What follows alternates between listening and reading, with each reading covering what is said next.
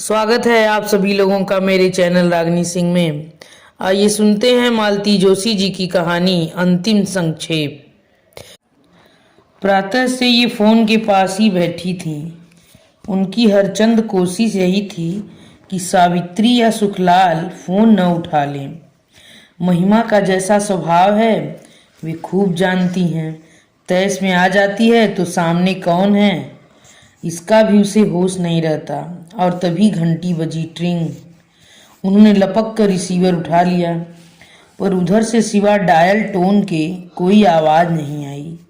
तभी सुखलाल ने आकर सूचना दी, भाभी जी आई हैं। वे चौंकी तो यह घंटी फोन की नहीं दरवाजे की थी। वे अपने में इतनी खोई हुई थी कि उन्होंने दोनों का अंतर भी पकड़ में न आया। तो महिमा मई अब सशरीर पधारी है। आतंक से वे सिहर उठी। बहू ने आकर पैर छुए तो उनसे आशीर्वाद भी देते न बना। सुखलाल जरा 2 कप चाय तो बना, और देखो चाशनी मत बना देना, बहुरानी कम शक्कर लेती हैं।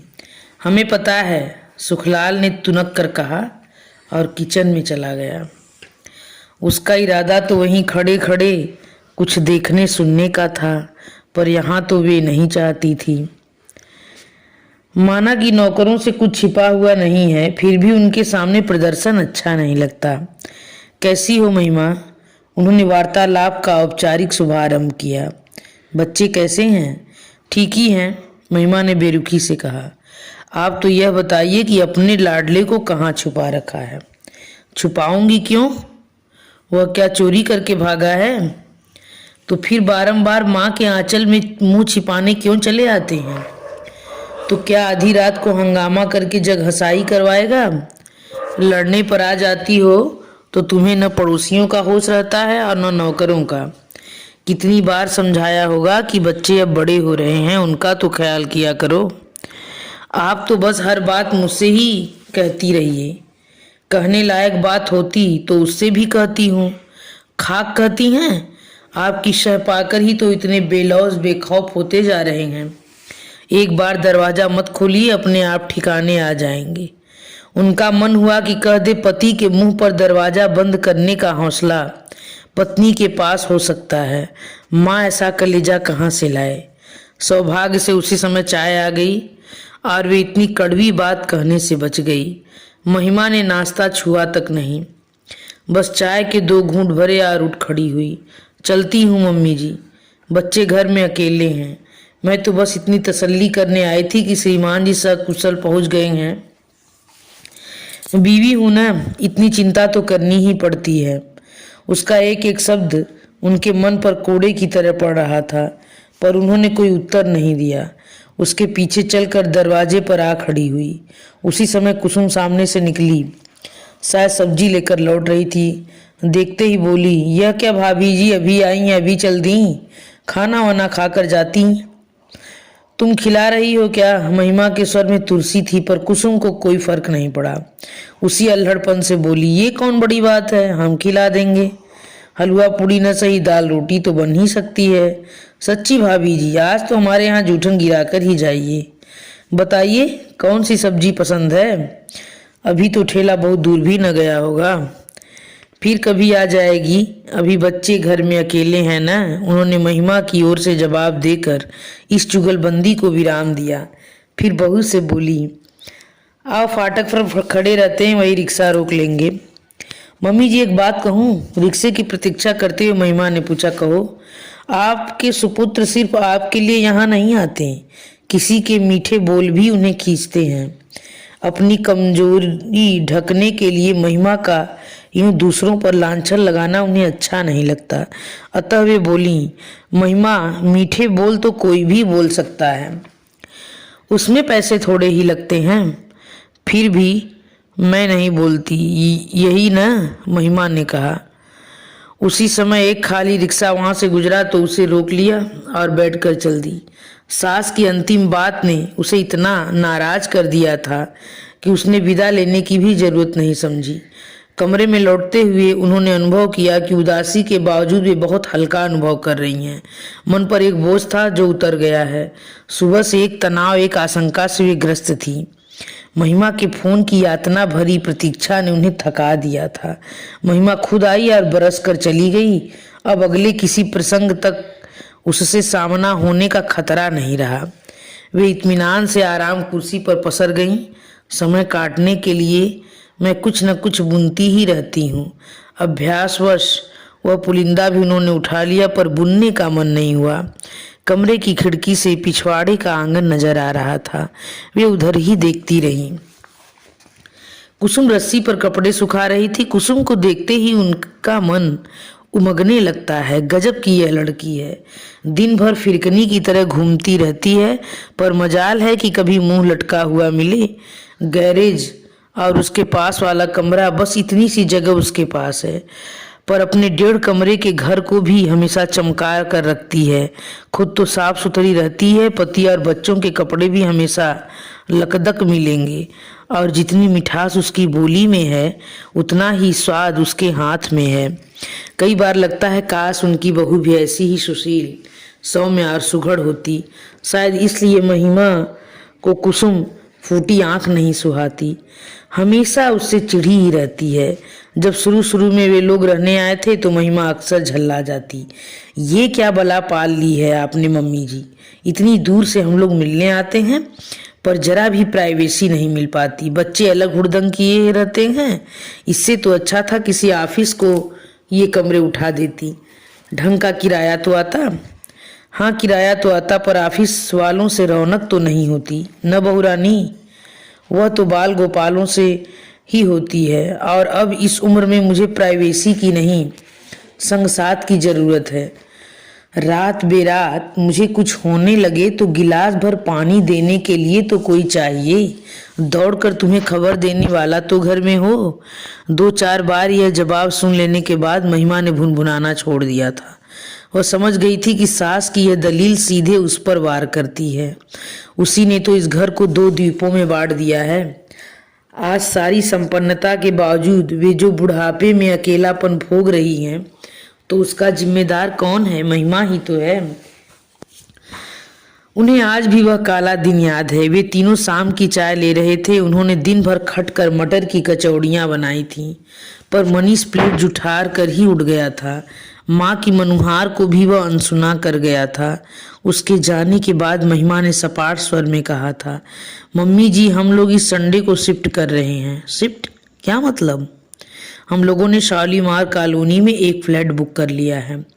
क्यों? उन्होंने पूछ लिया, पर दूसरे ही क्षण उन्हें लगा इस क्यों से बेमानी भी कोई शब्द होता होगा। साफ जाहिर है बहू अलग गृहस्थी बसाना चाहती है। ठीक है, उसके अपने सपने होंगे, उसके अरमान होंगे, लेकिन उसके लिए अलग से मकान लेने की क्या जरूरत है? महिमा, उन्होंने शांत स्वर में कहा, अगर तुम अलग रहना चाहती हो सो खुशी से रहो, पर उसके लिए इतनी दूर जाने की, इतना पैसा फूकने की क्या जरूरत है? इतना बड़ा घर है, क्या इसमें 2 गृहस्थियां समा नहीं सकती? मेरी साफ गोई का बुरा न माने मम्मी जी, पर ऐसे माहौल में मैं अपने बच्चे को जन्म नहीं दे सकती। कैसा माहौल? आपको तो शायद अब आदत हो गई है, पर जैसी महफिलें यहाँ जमती हैं, जैसे लोग बाबूजी के पास इकट्ठा होते हैं, उन्हें मैं बर्दाश्त नहीं कर सकती। महिमा, उनके स्वर में धार थी, तुम इस घर की पहली बहू तो नहीं हो। जानती हूँ मम्मी जी, पर वे जो मुझसे पहले आई हैं, कितनी दिन आपके पास रही हैं? बस मेहमानों की तरह आती हैं और 4 दिन रहकर चली जाती हैं। मेरी तरह 30 दिन यहाँ रहना पड़े तो पता चले। अभी उसी दिन यहाँ होती तो मजा आ जाता। किस दिन की बात कर रही हो? अच्छा हाँ, उस दिन मेजर साहब जरा ज्यादा ही बहक गए थे। मैं तो उसी दिन तुम्हारे बाबूजी से कह दी कि अब घर में बहू आ गई है, ढंग के लोगों को ही घर में बुलाया करे। किस किस को रोकेंगी आप? और फिर बाबूजी खुद भी तो हाँ पीते हैं। पुलिस की नौकरी का तोहफा है। जब उस नौकरी का सुख भोगा है तो यह भी भुगतना ही होगा। पर वे किसी को परेशान तो नहीं करते। एक आध दिन का किस्सा छोड़ दो, पर उनके यार दोस्त भी आते हैं तो बाहर वाले कमरे में बैठे रहते हैं, और आप भीतर से उनके लिए बर्फ, नमकीन, काजू और पकौड़े भिजवाती हैं। नहीं नहीं मम्मी जी, यह वातावरण मुझे रास नहीं आएगा। मेरे संस्कार दूसरे हैं। इसके बाद उन्होंने कुछ नहीं कहा। कहने को था ही क्या। हाँ, एक कसक जरूर बनी रही, काश मनीष यह प्रस्ताव उनके सामने रखता, तब शायद उसमें इतनी कड़वाहट नहीं होती। पर उस बेचारे की तो हिम्मत ही नहीं पड़ी होगी। रात मन हुआ कि बाबूजी से बहू की करतूत बखान करे, पर चुप लगा गई। उनसे किस मुंह से कहती कि बहू आपके कारण अलग डेरा बसा रही है। उन्हें तो शायद विश्वास ही न होता। वे बेचारे खुद किसी लफड़े में नहीं पड़ते। मनीष ने अपनी मर्जी से शादी तय की। उन्होंने खुशी खुशी भांवरे डलवा दी। बहू अपने साथ एक छल्ला भी नहीं लाई। उन्होंने तो कुछ नहीं कहा। बहू पर्दा नहीं करती, उल्टे सीधे कपड़े पहनकर घूमती है। 9-9 बजे तक बिस्तर में घुसी रहती है। रसोई में भी पाँव नहीं देती। उन्होंने कभी किसी बात के लिए टोका टोकी नहीं की, टीका टिप्पणी नहीं की। उनकी अपनी अलग दुनिया थी। सुबह को सैर, दोपहर में ताश, शाम को क्लब। इस रूटीन में खलल उन्हें नापसंद था। मौज में आते तो एक आध महफिल घर पर भी जमा लेते, पर उनकी सारी व्यवस्था सुखलाल देखता था। घर की औरतों को उससे कोई परेशानी नहीं होती थी। ऐसी निरुपद्रवी जीव के लिए भी महिमा न जाने क्या क्या कह गई। उनका मन इतना खट्टा हो गया था, फिर उसे मनाने की कोशिश भी न की। 4-5 महीने बाद मृडमयी का जन्म हुआ तो वे अस्पताल में बराबर महिमा के साथ रहीं। सारी परंपराओं का उन्होंने निर्वाह किया, पर बहू को घर आने के लिए नहीं कहा। वे दोनों स्वयं ही एक दिन 3 महीने की गदबदी बच्ची को लेकर बाबूजी से आशीर्वाद लेने आए थे। बाबूजी ने बच्ची को गोद में लेकर ढेर सी आशीषें लुटाई थीं, 1.25 तोले की चेन भी दी थी। फिर तब तन्मय हुआ तो उसे भी अंगूठी पहनाई गई। मतलब यह कि रस्मों रिवाज सब पूरे होते रहे, पर बाल गोपालों की किलकारियों से घर सुना ही रह गया। जब बहू का पांव भारी हुआ था, उनका मन सपने बुनने लगा था। यूं तो सतीश के भी 2 बच्चे थे, पर उनका तो स्पर्श भी उन्हें याद नहीं। कस्बे की लड़की है सुषमा, पर अमेरिका जाकर वैसे ही वहीं की हो गई। बच्चों को ऐसे सहेज कर रखती है जैसे यहाँ सांस भी लेंगे तो बीमार हो जाएंगे। उन्हें या तो प्यार करते भी डर लगता है कि कहीं कोई छूत न लग जाए। वे अपना मन अंजू मंजू के बच्चों से बहला लेती, पर पराई संतान से कहीं घर भरता है। एक मनीष के बच्चों की आस थी, वह भी टूट गई। पता नहीं बाबूजी ने इस दुख को कैसे घटका होगा, पर वे तो स्वयं एकदम ही बिखर गई थी। फिर बाबूजी भी चले गए और एकदम अकेली रह गई। कौन विश्वास करेगा कि अकेलापन उन्हें मांगे मिल गया था। दुनिया भर की औरतें पति से पहले जाने की कामना करती हैं, पर उनके अंतर मन ने हमेशा यही चाहा कि हे प्रभु, इन्हें मुझसे पहले उठा लेना, जैसे मैंने उनके नाज उठाए हैं और कोई नहीं उठा सकता।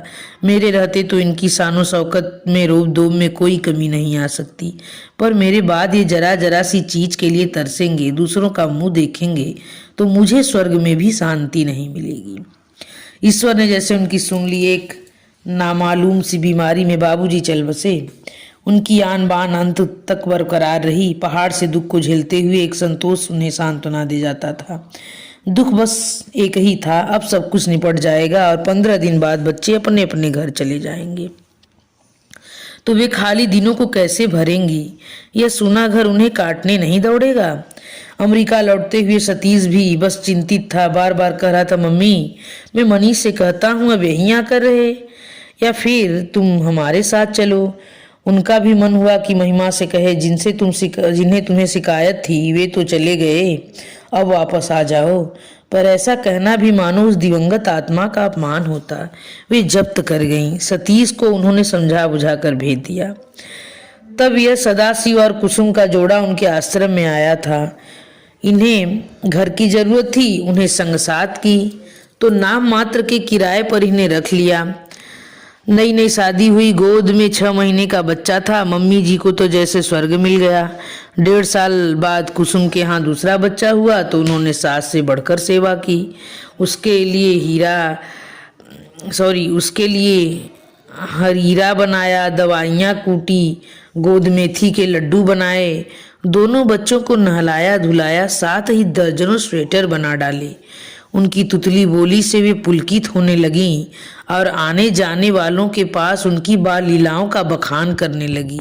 अपने नाती पोतों के लिए जो वर्षों से संचित प्यार उनके मन में था वह इस जुगल जोड़ी पर बरसने लगा। यूं तो ईश्वर ने उन्हें चार चार बच्चे दिए थे, लेकिन लड़कियां तो अपने अपने घर को हो गई और लड़कों में एक साथ समुंदर पार जाकर बैठा है, दूसरा शहर में भी है तो किस काम का। वे तो अकेली ही पड़ गईं। शायद इसलिए परमात्मा ने ये राम लक्ष्मण उनके आंगन में भेज दिए हैं। महिमा सब देखती और जल भुन जाती, कहती कुसुम के तो मजे हैं, 200 रुपल्ली में महलों का सुख भोग रही है, मुफ्त की आया मिली हुई है सो अलग। सुखलाल कहता है भाभी जी जरूर कोई पिछले जन्म का लेखा जोखा रहा होगा, नहीं तो सारी दुनिया छोड़कर ये लोग क्यों यहीं आते। वे सब सुनती और मुस्कुरा देती हैं। मनीष कोई 12 बजे सोकर उठा होगा, उठकर सीधे उनके सामने आकर बैठ गया। बिखरे बाल, उतरा चेहरा, उदास आंखें। उनका मन हुआ उसे बाहों में लेकर प्यार कर ले, पर वे जब्त कर गईं। एक जमाना था, अब 2 बच्चों का बाप बन जाने के बाद भी वह उनकी गोद में लेट जाया करता था। महिमा ने उसकी यह आदत छुड़वाई थी। तब से वे भी एक औपचारिक दूरी बनाए रखती हैं। चाय पियोगे? जरूर, लेकिन तुम्हारा तो खाने का समय हो रहा होगा ना। तुम नहा धो लो फिर खा लेंगे। चाय पीकर वो नहाने चला गया। वे उठकर रसोई में जाने को ही थी कि रिंग आई। हेलो दादी माँ, मैं मीनू बोल रही हूँ, डैडी जाग गए हैं क्या? हाँ, अभी अभी उठा है, नहाने गया है, थोड़ी देर बाद बात कर लेना। हाँ, मौका लगा तो जरूर करूँगी। दरअसल मैं उन्हें विश करना चाहती थी, आज उनका बर्थडे है ना। ओ माँ, उनके दिमाग से यह तारीख कैसे उतर गई? का तो उनका खास अंदाज हुआ करता है। बच्चे जब छोटे थे तब वो खूब हंगामा हुआ करती थी। अब वैसा तो नहीं हो पाता, पर वे याद जरूर रखती हैं। बाहर वालों को कार्ड या पैसे भेज देती हैं, फ़ोन कर लेती हैं, मनीष के यहाँ मिठाई लेकर पहुंच जाती हैं, फिर उन लोगों को घर पर बुला लेती हैं। चीनू मीनू के जन्मदिन तो अक्सर यही मनाने आ जाते हैं, और आज उन्हें मनीष का जन्मदिन भी याद न रहा। वे सचमुच बूढ़ी होती जा रही हैं। उन्होंने फौरन सुखलाल को बाजार भेजा, सावित्री को मटर पुलाव और रायता बनाने का आदेश दे दिया और खुद हलवा भूनने बैठ गईं। माँ बेटे दोनों खाने पर बैठे तो मेज पकवानों से भरी हुई थी और पूरा कमरा अगरबत्ती से महक रहा था। अरे वाह, आज तो फीस्ट हो गई, मनीष ने कहा। Birthday feast? Birthday? Oh yes, आज मेरा हैप्पी बर्थडे है ना। वह उठा और उसने माँ के पैर छू लिए, फिर उनके गले में बाहें डालकर बोला, तो आपका यह नालायक बेटा आज कितने साल का हो गया? 36 का। ओह नो, इस स्पीड से मेरी उम्र में इजाफा होता रहा तो मैं 2-4 साल में बूढ़ा हो जाऊंगा। मीनू ने फ़ोन किया था, तुम्हें विश करना चाहती थी। बेचारे बच्चे अपने डैडी को थोड़ी बहुत इज्जत तो करते हैं, बाकी लोग। सुबह महिमा खुद आई थी मुझे विश करने के लिए। शायद ओ डियर ममा, अब आप यह पैचअप का धंधा छोड़ दो, कोई नई बात करो। और सच तो यह है कि इस समय कोई भी बात करने का मूड नहीं है। तुम्हारी यही सजा हुई मेज कब से बुला रही है, जरा उसके साथ न्याय कर लेने दो। वह टूट पड़ने के अंदाज में शुरू हो गया, पर 2-4 कौर खाकर ही उसने हाथ रोक लिया। अब महिमा, जो मुझे यह सब खाते देख लेना तो गजब हो जाए। सच कहता हूँ, शी विल किल मी। इत्मीनान रखो, आज की तारीख में वो दोबारा नहीं आएगी। तो क्या हुआ? ये डॉक्टर लोग डरा देते हैं ना, एक तो तगड़ी फीस लेते हैं, ऊपर से भूखा मारते हैं। खाना खाकर वो फिर लेटने के मूड में था, पर उन्होंने टोक दिया, अब सीधे घर जाओ, बच्चों के लिए मिर्ची और कचौड़ियाँ रख दी हैं, ले जाना, और महिमा को ये साड़ी दे देना, शाम को पहनेगी। मम्मी, जन्मदिन मेरा है, उसका नहीं। पुरानी साड़ी है रे, उसे पसंद है इसलिए दे रही हूँ। और बेटे, तुम अपने हो, तुम्हें कुछ न भी दूं तो भी कोई फर्क नहीं पड़ता, पर बहुओं को तो सीधे सादे कुछ न कुछ देना ही पड़ता है। वाह, क्या कहने, कितनी बहुएं साध ली आपने, जरा बताइए तो। मनीष ने हंसकर कहा, पर उसकी आंखों में उदासी के डोरे छलक आए थे। मनीष गया और वे निढाल होकर लेट गईं। क्या हो गया इन बच्चों को? गृहस्थी की डोर कैसे उलझा कर रख दी है। 15 दिन भी शांति से नहीं बीत पाते। वे इतना समझाती हैं, पर दोनों ही जैसे जिद पर उतर आते हैं। शहर के दूसरे छोर पर रहता है मनीष, पर उस घर की अशांति की आंच उन पर आती ही रहती है। हर धमाके की गूंज उनके शांत जीवन को अस्त व्यस्त कर जाती है। पहला विस्फोट शायद उस दिन हुआ जब मनीष क्लब से बेतहाशा पी कर लौटा था। घर में अच्छा खासा हंगामा हुआ होगा। नौकर ने खबर कर उन्हें फ़ोन किया था और वे उतनी रात को रिक्शा करके वहां पहुंची थी। पहले तो उन्होंने मनीष को खूब आड़े हाथों लिया था, फिर पुचकारते हुए बोली, बेटा तुम तो जानते हो इसी एक ऐप के कारण तुम्हारे देवता स्वरूप पिता बिरादरी में कभी सिर ऊंचा करके नहीं चल सके, रिश्तेदारों से हमेशा मुंह छिपाते रहे, फिर जानते बूझते उसी लकीर पर क्यों जा रहे हो। उत्तर में मनीष उनकी गोद में मुंह छिपाकर रो दिया था। उस रुलाई में कितने दुख कितनी व्यथा छिपी हुई थी। पिता को खोने की पीड़ा थी, अंतिम समय उनकी सेवा न कर पाने का मलाल था और माँ के अकेलेपन का एहसास था जो उसकी छाती पर बोझ बनकर बैठ गया था। बेटे की करुणा से उनकी ममता जैसे कृतार्थ हो गई।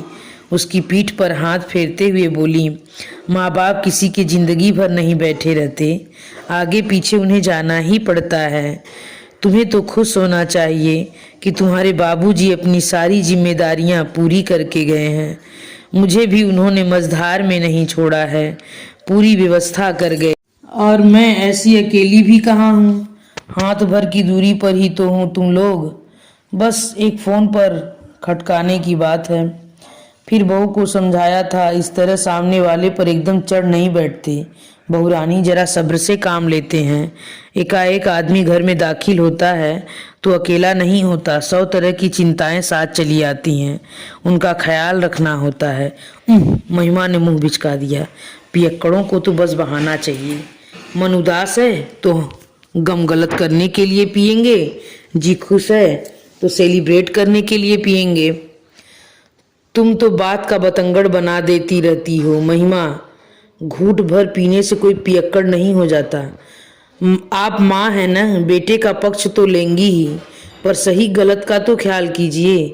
ऐसे ही संस्कार दिए हैं आपने, तभी तो इन्हें अच्छे बुरे की तमीज नहीं रह गई है। मनीष कहीं सामने होता तो वे उसका मुंह नोच लेती। उसकी जरा सी बेवकूफ़ी ने उसकी सारी तपस्या पर पानी फेर दिया था। बहू के सामने उन्हें नीचा देखना पड़ा।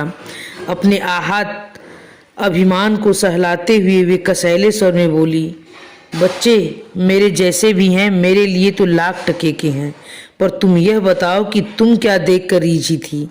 उन्हें लगा था कि उनका प्रश्न महिमा को निरुत्तर कर देगा, पर यह उनकी भूल थी। चुप रहना उसकी फितरत में न था। पलट कर बोली, अंधी हो गई थी मैं, आंखों पर पट्टी बंध गई थी उस वक्त। यह समझ लीजिए बच्चों का ख्याल न होता तो कब की इस नर्क को छोड़कर चली जाती। नर्क? उनका नंदन कानन सा यह घर बहू के लिए नर्क बन गया। अपमान से वे तिलमिला उठी। समझ गई कि इस संघर्ष में उन्हें बेटे की ढाल बनना है, नहीं तो बेचारा कहीं का न रहेगा। तब से उनका घर मनीष के लिए शरण स्थली बन गया है। रचंडी सी अपनी पत्नी से जब भागने की कोई राह नहीं मिलती तो वह आकर माँ के आंचल में दुबक जाता है।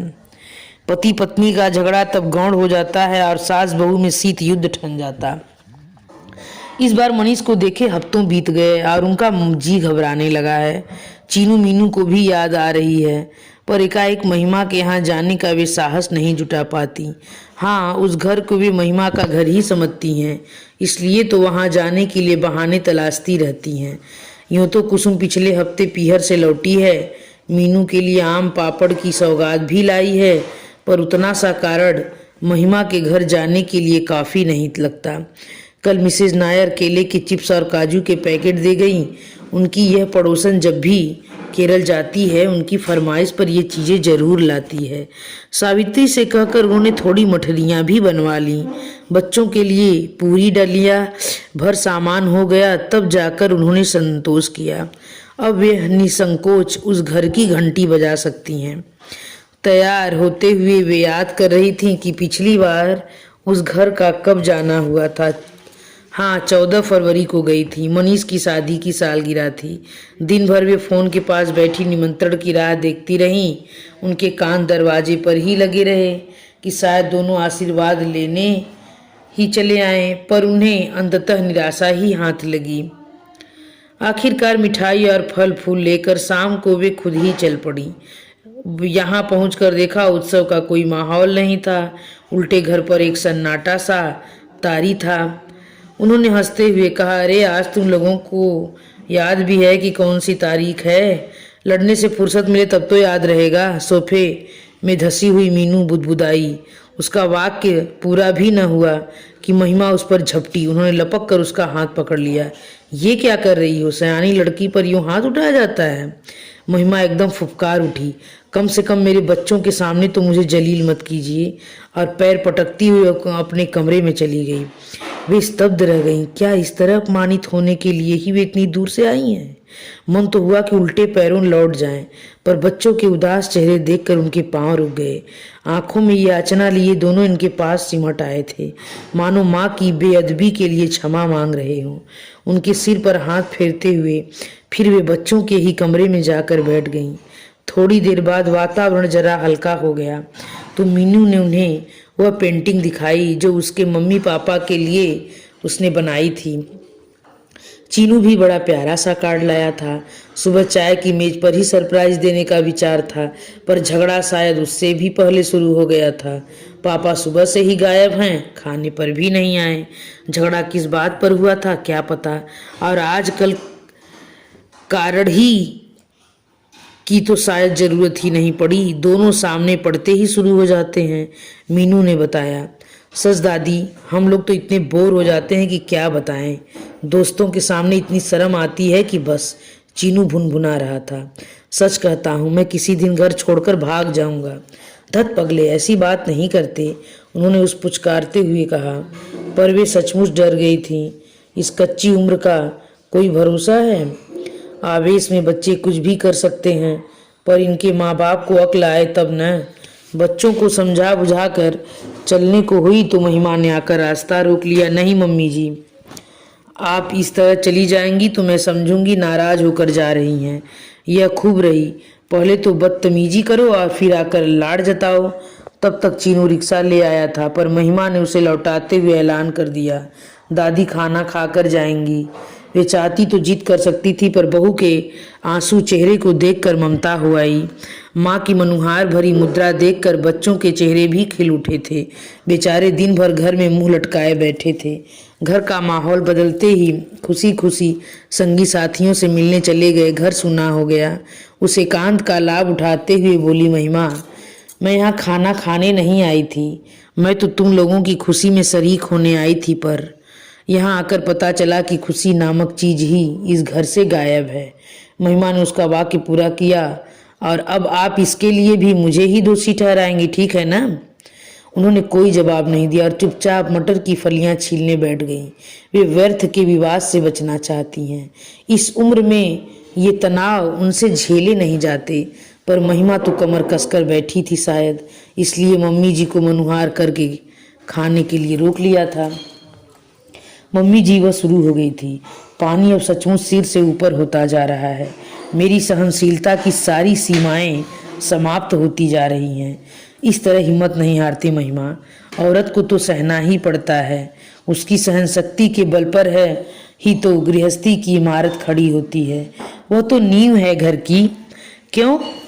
घर क्या अकेली औरत का होता है? जो कुछ सहना है झेलना है वह क्या सिर्फ उसी के मत्थे जाएगा? पुरुष की कोई जिम्मेदारी नहीं है। मैं तुमसे बहस में जीत नहीं सकती महिमा, क्योंकि मेरे पास डिग्रियां नहीं हैं, सिर्फ अनुभव है। उसी के आधार पर कह सकती हूँ कि तुमने अभी सहा ही क्या है। अपने बाबूजी को तो तुम ढलती उम्र में ही देखा है। तुम नहीं जानती कि अपने जमाने में वे क्या हुआ करते थे। घर में पांव देते थे तो सन्नाटा सा खिंच जाता था। बच्चे, नौकर चाकर, कोई उनके सामने नहीं पड़ता था। पहले उनके तेवर का अंदाजा लगाया जाता था, उसके बाद ही कोई बात होती थी। लेकिन ऐसे आदमी के साथ भी निभा ले गई मैं। पूरे 40 साल तक डटी रही। अगर घर में रोज महाभारत मचता तो क्या हासिल होता? बच्चे क्या किसी लायक बन पाते? उल्टे घर से भाग लेते। ये घर छोड़ने वाली बात वे अनायास ही कह गई थी। शायद चीनू की बात मन में घर कर गई हो। बाबूजी पुलिस वाले थे न, महिमा ने सांस भरकर कहा। रोब दाब तो उनका होना ही था। पीते पिलाते भी रहे होंगे, पर कम से कम दूसरी औरतों का चक्कर तो न था। बहुत सारी न सही पर एक औरत तो उनकी जिंदगी में भी आई थी। क्या कह रही हैं, सच कह रही हूँ, और कितनी शांति से, कितने इत्मीनान से कह रही हैं। तो क्या हाय तौबा मचाऊं? वह तो उस वक्त भी नहीं मचाई थी। अब बासी कढ़ी को उबाल क्यों दूं? और सच पूछो तो बवाल मचाने जैसा कुछ भी नहीं था।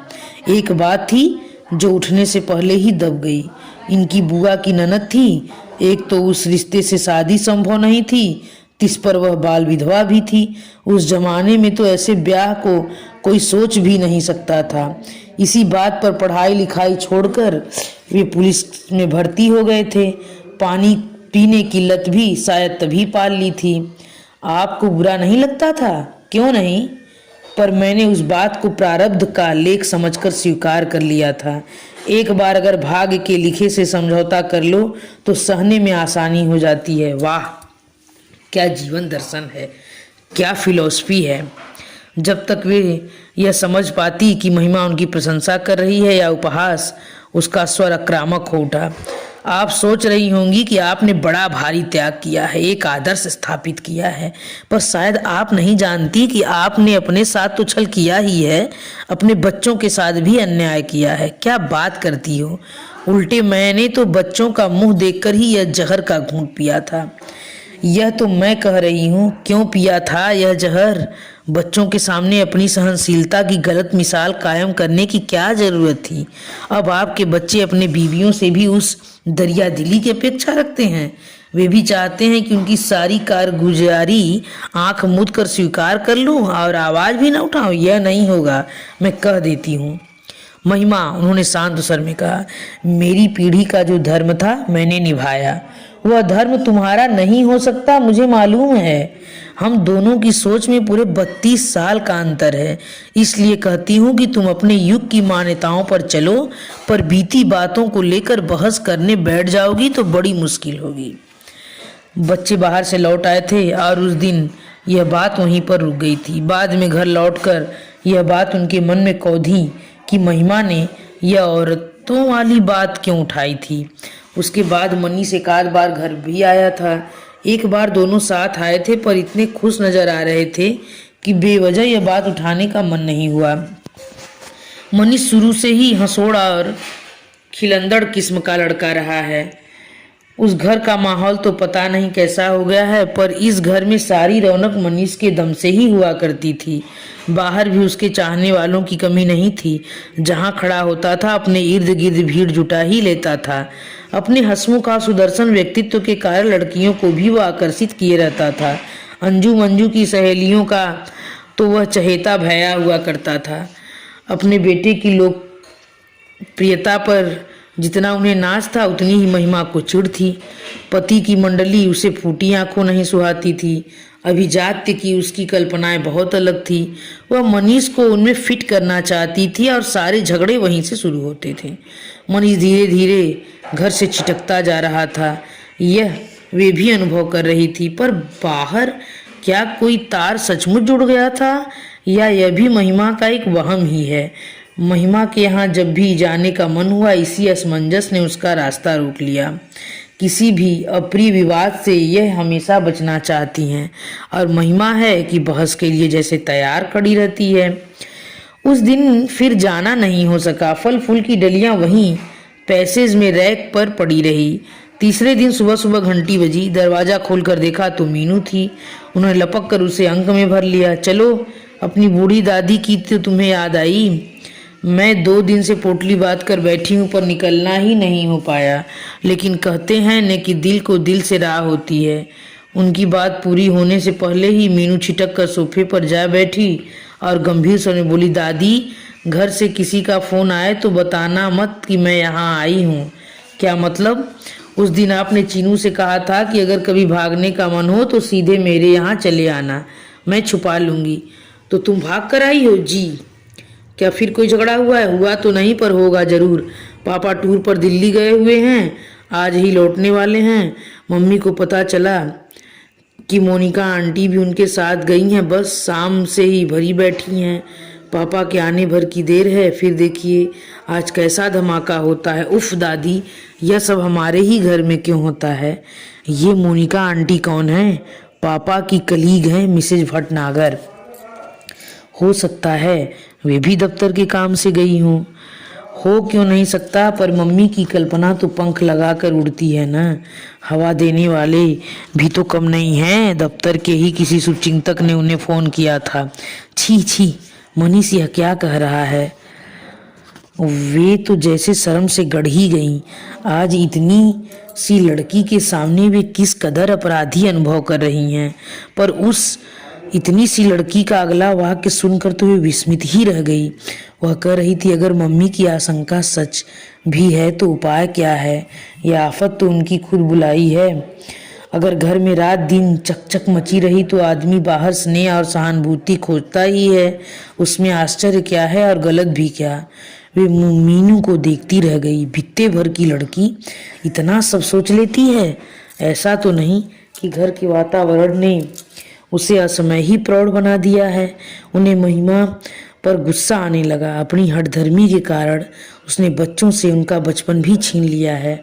शाम तक प्रतीक्षा करती रही, पर किसी ने मीनू की खोज खबर नहीं ली। यूनिफॉर्म पहनकर घर से निकली थी तो 10 बजे तक किसी को चिंता भी नहीं होगी। महिमा खुद 5 के बाद ही घर पहुंचती है, पर उसके बाद वे पल पल बेचैन होने लगी। फिर उनसे रहा नहीं गया, ताव खाकर खुद ही चल दी। सोच लिया कि दोनों को आज चलकर डांट पिलानी है। अगर कुछ तुम लोग बच्चों को एक शांत और स्नेह भरा घर नहीं दे सकते तो क्या दोगे? रोटी कपड़े पर तो अनाथ बच्चे भी पल जाते हैं, पर माँ बाप से तो कुछ उम्मीदें होती हैं। चीनू मुंह लटकाए दरवाजे पर ही खड़ा था। वे कुछ कहती इससे पहले ही वह बोल पड़ा, दादी, दीदी आज सुबह से ही गायब है। क्या मतलब? स्कूल में फोन किया था? नहीं, पड़ोस की वासंती बता रही थी कि आज वह स्कूल गई ही नहीं। सहेलियों के यहाँ देखा, 1-2 के यहाँ देखा था, फिर मम्मी ने ही मना कर दिया। चीनू भीतर से कड़कती आवाज आई, दादी भीतर नहीं आएंगी क्या, जो दरवाजे पर ही सारी रामायण सुना रहा है? उन्होंने भीतर आते हुए कहा, बहू भावुक होती हैं, दो उनके मुंह से बहू ही निकलता है। ये चीनू क्या कह रहा है? जो भी कह रहा है आपने सुन तो लिया, और तुम हाथ पर हाथ धरे बैठी हो। गजब की माँ हो। हाथ पर हाथ धरे कोई नहीं बैठा है मम्मी जी, सिर्फ चीनू को रोक दिया था। वह तो पूरे शहर में मुनादी करवा देता। मैंने भैया को फ़ोन कर दिया है, आते ही होंगे। हो सकता है मीनू भी वहीं हो। फ़ोन तो मुझे भी किया जा सकता था, जानबूझकर नहीं किया। एक तो मैं वैसे ही परेशान हूँ, उस पर आपका प्रवचन सुनने की ताकत नहीं थी मुझ में, कम से कम आज। वे स्तब्ध रह गई। तो मैं प्रवचन देती हूँ? और क्या कहूँ मम्मी जी, उपदेश देने का एक भी मौका छोड़ती हैं आप खुद सोच कर देखिए, मेरे घर में जरा खटपट हुई नहीं कि आप शुरू हो जाती हैं।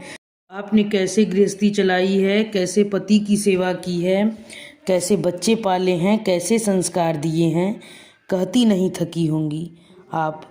पर मेरे सुन सुनकर कान पक गए हैं। पल भर को वे चुप रह गईं। मन हुआ 2 घड़ी सुस्ताकर आत्मनिरीक्षण कर लें। क्या सचमुच वे बात बेताब पर भाषण देने लगती हैं? क्या यह उनकी अनधिकार चेष्टा है? क्या उनकी अनुभव सिद्ध बातें महिमा को इतनी कड़वी लगती हैं कि उनकी भाषा शिष्टाचार की सारी सीमा लांघ जाती? इसका तो यह मतलब हुआ कि अपने बच्चों को उनकी गृहस्थी को बर्बाद होते देखते रहो, पर मुंह से कुछ न कहो। महिमा, उन्होंने बड़ी देर बाद कसैले स्वर में कहा, कहने वाली बात होती है तभी कुछ कहती हूँ। अगर तुम्हें बुरा लगता है तो आगे से चुप रहा करूँगी। मैं जानती हूँ बच्चों के मामले में तुम मुझसे ज़्यादा समझदार हो। मैंने बच्चों को जैसे भी पाला हो, जैसे भी संस्कार दिए हों, पर एक बात ज़रूर कहूँगी, घर छोड़कर कभी कोई नहीं भागा था। तुम्हारी लड़की अगर घर से भागी है तो सिर्फ तुम्हारी वजह से। यह तो गनीमत समझो कि वह सीधे मेरे पास पहुँची थी, कहीं और भी तो जा सकती थी। तो मीनू आपके यहाँ है? महिमा ने लाख कोशिश की, पर अपनी राहत का एहसास वह छिपा नहीं सकी। दूसरे क्षण उसके चेहरे ने फिर उदासीनता ओढ़ ली और वह सपाट स्वर में बोली, मुझे लगा था नानी के यहाँ ही होगी। अच्छा ही हुआ, इस मन स्थिति में ननिहाल जाती तो वहाँ भी सब उगल देती। बच्चों को इतना विवेक कहाँ होता है महिमा। तुम्हारे बच्चे भी अब इतने बड़े नहीं अभी हुए हैं कि उनके सामने ज़िंदगी की। मम्मी जी, आप एक बार अच्छी तरह तय कर लीजिए। कभी आप कहती हैं कि बच्चे बड़े हो रहे हैं, कभी कहती हैं कि अभी इतने बड़े नहीं हुए हैं। वैसे 100 बातों की एक बात यह है कि ज़िंदगी की सच्चाई जानने का हक सबको है। उम्र से इसमें कोई फ़र्क नहीं पड़ता है। इसलिए तुम बच्चों को सब कुछ बताए दे रही हो। जी हाँ, ताकि उन्हें सही गलत की पहचान हो सके। यह पहचान तो उन्हें उम्र के साथ ही होगी, पर इस समय तो उन्हें तुमसे सिर्फ वितृष्णा ही हो रही है। हमेशा ही होता है महिमा। माँ बाप जब दोनों दो खेमों में बढ़ जाते हैं तो बच्चों किसी एक पक्ष को ले लेते हैं, और यह पक्ष वही होता है जो चुप रहता है। वह सारी सहानुभूति बटोर लेता है। तुम कहोगी मैं फिर शुरू हो गई, पर क्या करूं, इस लड़ाई में तुम इतनी अकेली पड़ गई हो कि कहे बिना रहा भी नहीं जाता। आश्चर्य, इस बार महिमा ने कोई जवाब नहीं दिया। लगा इस व्यर्थ की बहसबाजी से वह थक गई थी। मज़े की बात तो यह थी कि बहस के असली मुद्दे से दोनों ही कतरा रही थी। मीनू का तो बहाना भर था, वे तो यहाँ मनीष की खोज में आई थी, पर जब महिमा ने उसका जिक्र तक नहीं किया तो वे चुप लगा गई। अपना आना उन्हें एकाएक अप्रासंगिक लगने लगा, अतः उठते हुए बोली, मैं अब चलूँगी। लड़की घर में अकेली है। मैं तो इसलिए आई थी कि तुम्हें खबर दे दूं और उसके कपड़े भी लेती चलूं। 2-4 दिन अपने ही पास रखूंगी। महिमा ने कोई प्रतिवाद नहीं किया। चीनू जब तक रिक्शा लाता वह मीनू का बैग भर चुकी थी। लौटते हुए उनकी आंखों के सामने महिमा का बुझा बुझा सा चेहरा घूमता रहा। इतना हताश और उदास उसे पहले कभी नहीं देखा था। उसने मनीष का नाम नहीं लिया तो क्या हुआ। वे जानती हैं कि वह मन ही मन उफन रही होगी। उसके रोष की आँच ने तो आज उन्हें भी नहीं बख्शा था, और रोष आना स्वाभाविक ही था। उन्हें याद है जब पहली बार उन्हें उमा के बारे में मालूम हुआ था तो वे कितना रोई थी। बच्चे अगर गोद में न होते तो वे कुएं में छलांग ही लगा देती। अपनी सोने सी घर गृहस्थी पल भर में उनके लिए मिट्टी हो गई थी। सतीश और अंजू को उठाकर वे सीधे अजमेर अपने पीहर पहुंच गई थी। महीना भर खूब आनंद में भरपूर लाड़ प्यार में बीता। फिर लगा कि धीरे धीरे भाभियों के तेवर बदलने लगे हैं। ननद के पास बैठकर हंसी ठिठोली करना, उसकी पसंद की चीज़ें बनाना, बच्चों के लिए खेल खिलौने लाना, ये बातें धीरे धीरे कम होने लगीं। कहा तो वे उसे पानी का गिलास नहीं उठाने देती। अब कोई बार शाम को पूरा चौका उसके भरोसे छोड़ पति के साथ घूमने निकल जाती। सिनेमा जाते ननद को साथ ले जाना भी उन्हें नागवार गुजरता। भाइयों के स्नेह के उत्ताप में भी कुछ कमी आने लगी। माँ की आंखें भी जैसे कुछ पूछती सी लगती। 3 महीने बीतते बीतते उनका मन भर गया और वे चुपचाप घर लौट आईं। अच्छा ही हुआ जो जाते समय कोई तमाशा करके नहीं गई थी, नहीं तो लौटने का रास्ता भी नहीं रह जाता। गृहस्थी की गाड़ी पुनः ऐसे चल पड़ी मानो बीच में कोई व्यवधान ही ना आया हो। फिर मनीष और मंजू भी आ गए। अपने घर परिवार में वे पूरी तरह रह बस गई। लेकिन फिर भी जब कभी बाबूजी किसी काम से कानपुर की ओर निकल जाते, उनकी रातों की नींद गायब हो जाती। दिल पर जैसे सांप लौटने लगते।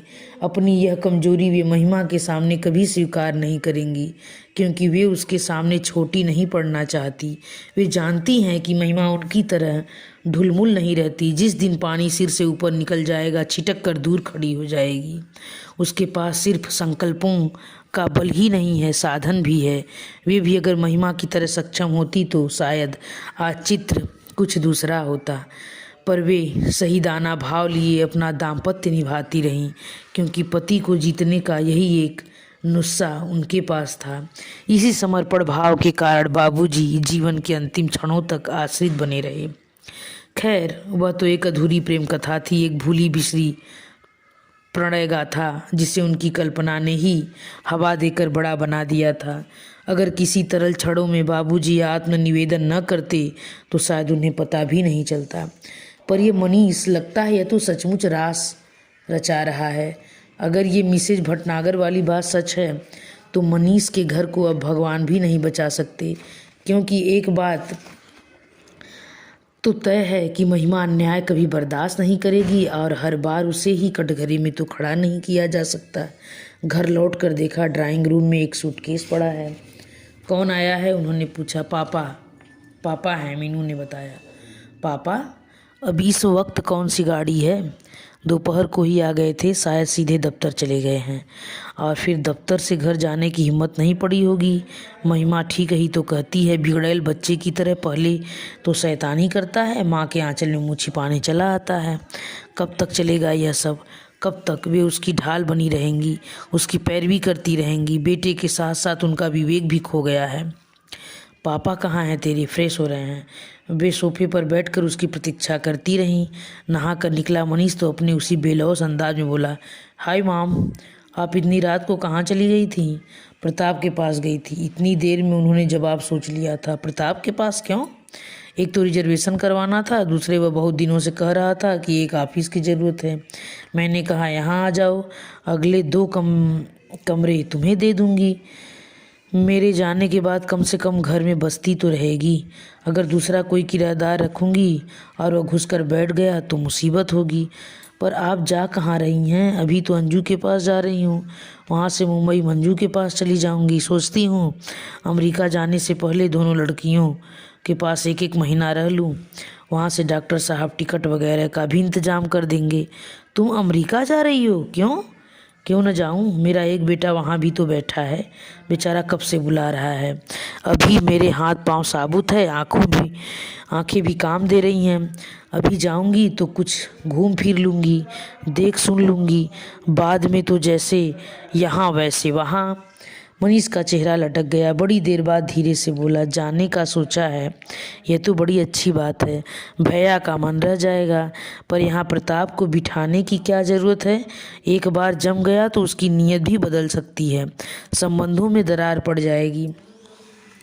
तो तुम आ जाओ, उन्होंने छूटते ही कहा तो मनीष एकदम चौंक पड़ा।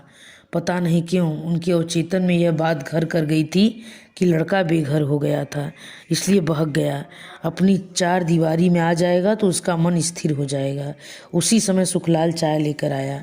वे जब घर लौटी थी तो उन्होंने भी चाय की ज़रूरत महसूस हुई थी, पर मनीष का सूटकेस देखते हुए सब कुछ भूल भाल गई थी। पर सुखलाल तो भैया जी की आदत जानता है।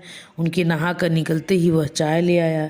भीतर जाते ही वह सूटकेस लेकर चलने लगा तो मम्मी जी ने रोक दिया। सूटकेस यहीं रहने दो सुखलाल, भैया अभी वापस जाएंगे। मनीष और मीनू दोनों ने चकित होकर उनको देखा, पर वे विस्मित दृष्टि को अनदेखा कर कर बोली, और देखो खाना जल्दी ही बना देना, सफ़र का थका हुआ है मनीष, जल्दी घर जाकर आराम करेगा। जी बस अभी बना जाता है। मम्मा, सुखलाल के जाते ही मनीष ने कहा, मैं सचमुच ही बहुत थका हूँ और आज की रात शांति से सोना चाहता हूँ, तो मैं घर नहीं जाऊँगा। अच्छा, और वह जो सुबह से परेशान हो रही है, उसे शांति की ज़रूरत नहीं है? तुम में तो इतनी भी कर्टसी नहीं है कि आने के बाद उसे फ़ोन ही कर देते। आप क्या वहाँ गई थी? जाना ही पड़ा। तुम्हारी यह सुकन्या जो सुबह से यहाँ आई हुई है, महारानी बिना कुछ कहे सुने चली आई हैं। यह भी न सोचा कि पीछे कोई कितना परेशान होता होगा। वाह, बहुत अच्छे संस्कार दे रहे हो। बिल्कुल तुम्हारी तरह गैर जिम्मेदार होती जा रही है। अरे तुम लोगों ने इस घर को समझ क्या रखा है? बस मुंह उठाया और चले आए। घर न हुआ जैसे चोरों के छिपने का ठिकाना हो गया। इसलिए जा रही हूँ मैं न रहूँगी तो अपने आप एडजस्ट करना सीख जाओगे। तुम नहीं जानती मम्मा, सब कुछ कितना मुश्किल होता जा रहा है। It is simply impossible. तो ख़त्म कर डालो यह किस्सा हमेशा के लिए, जान तो छूटे। यह क्या कह रही हो मम्मा तुम? क्यों, इसमें गलत क्या है? जिस रिश्ते में जान ही बाकी न हो उसे ढोते रहने में क्या तुक है? अच्छा हुआ जो तुम्हारी अपनी पसंद की शादी थी, नहीं तो जिंदगी भर हमें ही कोसते। खैर, वह तो बहादुर लड़की है, अकेले भी निभा ले जाएगी, बच्चों को भी पाल लेगी। पर तुम अपनी सोचो, क्या एक दिन भी अकेले रह पाओगे? उनका मन तो हो रहा था कि पूछ लें, क्या वह मिसेज भटनागर तुम्हारे लिए अपना घर बार छोड़ देंगी? पर अपने ही बेटे से इस तरह की चर्चा करना उन्हें अशोभन लगा। मृदुल स्वर में बोली, बेटे, मैं हमेशा तो रहूँगी नहीं, कभी न कभी अपने निर्णय तुम्हें ही लेने होंगे। जितनी जल्दी इसकी आदत डाल लो अच्छा है। खाने की मेज पर एक सन्नाटा कभी नहीं रहा। बेचारा सुखलाल बड़ा दुखी हुआ। मालकिन अकेली रहती तो उसे खाना बनाने में कोई रस नहीं आता, पर जब भैया जी या बच्चे आते हैं वो अपना सारा पाक कौशल उड़ेल देता है। पर आज उसे दाद नहीं मिली। मनीष तो बस थाल जुठाकर ही रह गया। मीनू भी जितनी देर बैठी मुंह फुलाए बैठी, पर उन्होंने कोई इसरार नहीं किया, जरा भी मनुहार नहीं की। खाने पीने के लाड़ बहुत हो चुके। जब तक भोजन समाप्त हुआ सुखलाल रिक्शा लेकर आ गया। वैसा आदेश पहले ही दिया जा चुका था। गाड़ी में बैठते हुए मनीष का चेहरा ऐसा लग रहा था मानो किसी जिद्दी बच्चे को ज़बरदस्ती स्कूल भेजा जा रहा हो। लेकिन इस बार उसका मन नहीं पसीजा। हाँ, मीनू एकदम पापा की परछाई सी साथ जाने के लिए तैयार हो गई, पर उन्होंने सख्ती से मना कर दिया। गुस्से में पैर पटकती वह ऊपर कमरे में चली गई और भड़ाक से दरवाज़ा बंद कर लिया। जाते ही चीनू को भेज दे देना, विदा के रूप में उन्होंने बस इतना ही कहा। टैक्सी आंखों से ओझल होते हुए भीतर गई। घर एकदम खामोश था। इसी एकांत की तो उन्हें प्रतीक्षा थी। उन्हें तुरंत नंबर घुमाया। महिमा, तुम्हारा भगोड़ा कैदी मैं वापस भेज रही हूँ। जो सज़ा देना चाहो दे देना। मैंने अपने दरवाजे बंद कर लिए हैं। चाहो तो तुम भी कर लेना, मैं कुछ नहीं कहूँगी। एक बात और यह आखिरी बात है। महिमा पति ताले में कैद करने रखने की चीज़ नहीं है। उसे तो मन की डोर से बांधना पड़ता है। वह चाहे कहीं भी भटकता रहे, बसेरे के लिए अपने ठिकाने पर ही लौट कर आता है। इसी के साथ यह कहानी समाप्त होती है। अगर यह कहानी आप लोगों को पसंद आई हो तो मेरे चैनल को सब्सक्राइब और लाइक करना मत भूलिए।